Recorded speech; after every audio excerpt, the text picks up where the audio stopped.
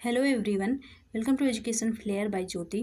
आज मैं आप सभी के लिए इस वीडियो में जो सीटेट का पेपर 2 का सीडीपी वाला पोर्शन है उसका आंसर की लेके आई हूँ। क्वेश्चन आंसर इसमें देखेंगे, एक्सप्लेनेशन नहीं होगा क्योंकि आपको भी आंसर जानने की जल्दी ही होगी। ये शिफ्ट 1 का पेपर है। चलिए देखते हैं सीडीपी का। इसमें क्वेश्चन नंबर फर्स्ट था महारत, यल सेट का है ये। और भी कि अगर आपका कोई दूसरा सेट होगा तो क्वेश्चन के हिसाब से, लैंग्वेज के हिसाब से मिला लीजिएगा। ये है पहला क्वेश्चन, महारत हासिल करने के लिए लक्ष्य निर्धारित करने से छात्र की अपेड़ा और योग्यता के बारे में विचार कैसे प्रभावित होता है। इसका जो सही आंसर होगा ऑप्शन नंबर थर्ड वाला होगा। यह योग्यता के वृद्धिशील दृष्टिकोण में बढ़ी हुई आंतरिक अपेड़ा और विश्वास को दर्शाता है। ऑप्शन नंबर थर्ड वाला सही हो जाएगा।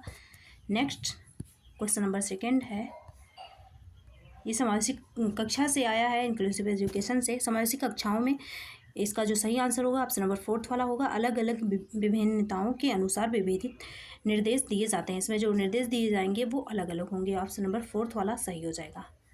नेक्स्ट देखते हैं, फोर्थ वाला इसमें सही है। नेक्स्ट है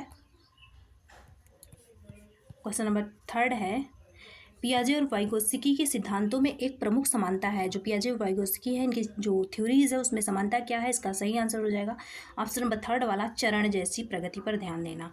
क्योंकि आपको पता होगा कि इन्होंने स्टेजेस में बांटे, चाहे वाइगोत्स्की हों चाहे पियाजे हों, जो मूर्त संक्रियात्मक, संवेदीगामक, संक्रियात्मक, ऐसे चरण वाला सही हो जाएगा। नेक्स्ट है क्वेश्चन नंबर फोर्थ है, किशोरावस्था के दौरान जेंडर अपेक्षाओं के अनुरूप स्त्रीत्व एवं पुरुषत्व की परंपराओं का पालन करने के लिए दबाव बढ़ जाता है। फिर है, ये सही है।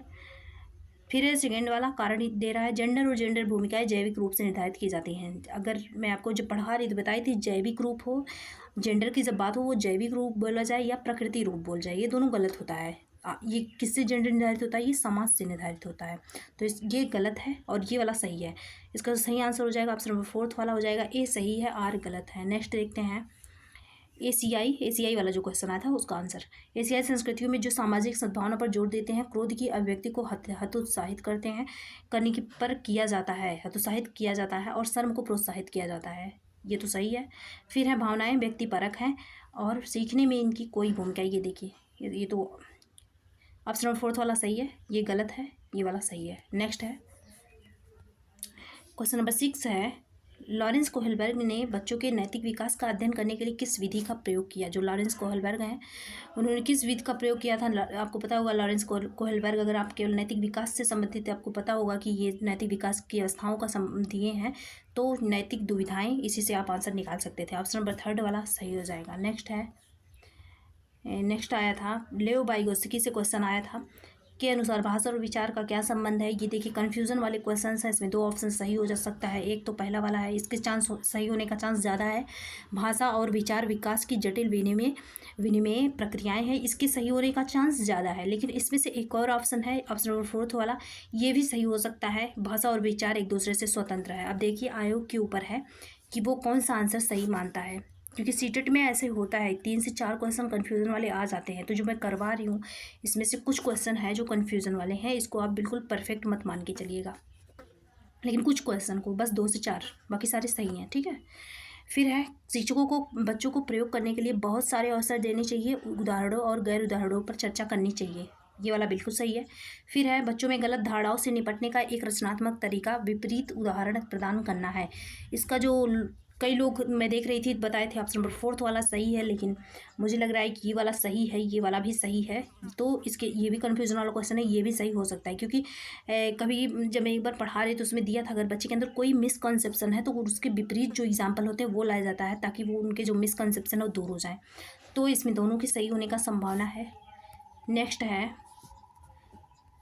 पठन वैकल्य जिसे बोलते हैं डिसलेक्सिया।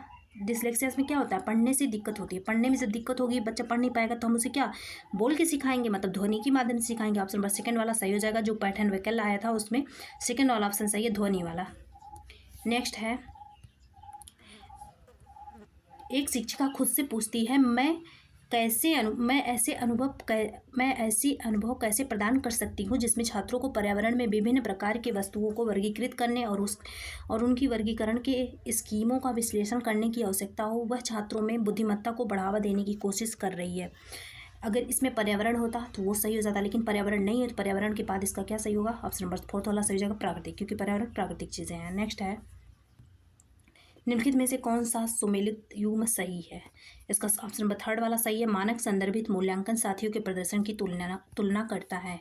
फिर है, निम्नलिखित में से क्या दृष्टिबाधित विद्यार्थियों को कक्षा में भागीदारी लेने में बाधा डालता है? दृष्टिबाधित है तो मुद्रित पाठ्यपुस्तकें नोट्स, वो पाठ्यपुस्तकें नोट्स मुद्रित क्या करेंगे? अगर उभरी हुई होती तब तो काम में आता, क्योंकि वो उनके पास मतलब देखने की क्षमता तो है नहीं। इसका 3 वाला आंसर सही हो जाएगा। फिर ऑप्शन नंबर क्वेश्चन नंबर 14 है, निम्नलिखित में से कौन सा प्रश्न विश्लेषणात्मक चिंतन को बढ़ावा देता है? जो एनालिटिकल थिंकिंग होती है इसको बढ़ावा कौन देता है? इसका मतलब ये है कि जो फैक्चुअल 2+2 4 ऐसे आंसर ना हो, इसमें क्या हो? सोच समझ वाले आंसर हो। तो इसका ऑप्शन नंबर 1 वाला सही हो जाएगा, जनसंख्या वाला ऑप्शन सही हो जाएगा। नेक्स्ट है, संवेदनशील अवधि वह अवधि होती है जिसके दौरान विशेष रूप से सामान्य विकास के लिए महत्वपूर्ण होती है। संवेदनशील अवधि, इसमें आंसर सही हो जाएगा, पर्यावरणीय कारक। नेक्स्ट है, शिक्षकों को शिक्षार्थियों के बीच व्यक्तित्व को, शिक्षक जो है उनको शिक्षार्थियों के बीच व्यक्तिगत विभिन्नताओं का सम्मान करना चाहिए और सभी शिक्षार्थियों की आवश्यकताओं के अनुसार उनके अपने शिक्षक को समायोजित करना चाहिए। बिल्कुल सही है। फिर शिक्षकों को विविध पृष्ठभूमि के विद्यार्थियों को पढ़ाते समय उनके बीच सहयोग, समूह कार्य और बातचीत से बचना चाहिए। ये देखिए, बचना चाहिए, ये गलत है। ए वाला सही है, आर वाला गलत है। कहाँ गया? ये सही है, आर गलत है, यही होगा। ये सही है, ये गलत है, मिला लीजिएगा। इसका 4th ऑप्शन क्योंकि कट गया है, ठीक है। नेक्स्ट है, जीन पियाजे के अनुसार बच्चे वयस्क से किस प्रकार भिन्न है? आपको पता होगा, जब आप अगर मेरे साथ यहाँ पे प्रैक्टिस सेशन कर रहे होंगे तो मैं बताई थी कि जो बच्चे होते हैं और बड़े होते हैं सोचते तो मात्रा में समान है, लेकिन गुणात्मक भिन्नता होती है। तो ऑप्शन नंबर 4 वाला सही हो जाएगा, सोच गुणात्मक रूप से भिन्न होता है वयस्कों से। नेक्स्ट है, स्कूल को उस ढांचे के भीतर कार्य करना चाहिए जो तैयार उत्पाद और सीखने के परिणामों का आकलन करते हैं। सीखना पक्के तौर पर अनुक्रमिक और पदानुक्रमित होता है, दोनों गलत है इसमें। ऑप्शन नंबर ए वाला सही हो जाएगा। नेक्स्ट, निम्नलिखित में से कौन सा स्वाधीनता के संदर्भ में सही है? स्वाधीनता तो आपको पता होगा तंत्रिकीय विकासात्मक विकार है, ये ऑप्शन नंबर 3 वाला सही हो जाएगा। नेक्स्ट है, रचनावादी शिक्षण विद्यार्थियों को क्या करते हैं? खोज आधारित, रचनावादी खोज आधारित। नेक्स्ट है, जीन पियाजे के संज्ञानात्मक विकास का सिद्धांत यह बताता है कि, क्या बताता है? पाठ्यक्रम को बच्चों के आयु समूह व चरण को ध्यान में रखकर तैयार किया जाए। ये जहाँ आ जाएगा चरण, स्टेप, आयु, इसी के बेस पे तो ये लोग बांटे हैं, कैसे 4-4 एजों में बांट दिए हैं।